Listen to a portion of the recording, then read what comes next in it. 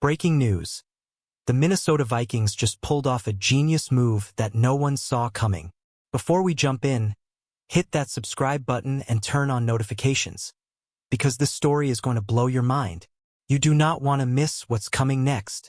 Now, let's talk about it. Just 1 year ago, the Vikings' future looked completely uncertain. Justin Jefferson was entering the final year of his contract, while franchise icons Kirk Cousins and Danielle Hunter were set to leave in free agency. And just like that, they were gone.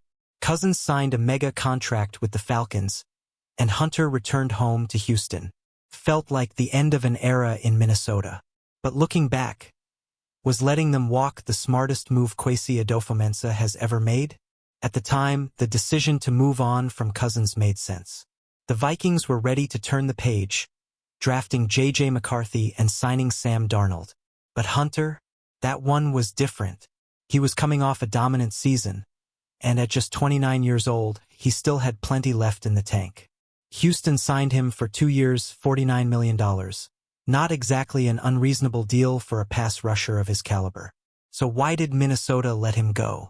Because instead of paying one superstar, the Vikings used that money to sign 2 game-changing edge rushers, Jonathan Greenid and Andrew Van Ginkel, for a combined annual salary of $29 million.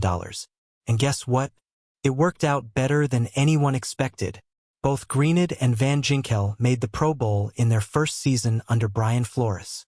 It felt weird at first, seeing someone other than number 99 terrorizing quarterbacks. But then came Van Ginkel in number 43 and Greenid in number 58, and suddenly no one was missing Hunter anymore.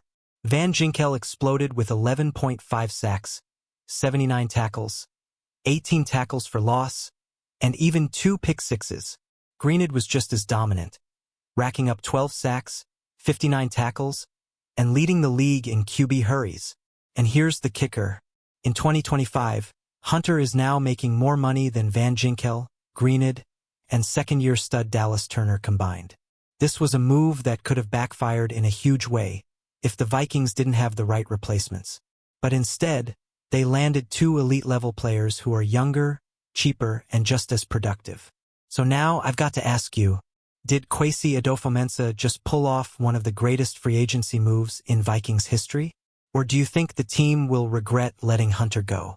Let me know your thoughts in the comments. And before you go, make sure you're subscribed with notifications on.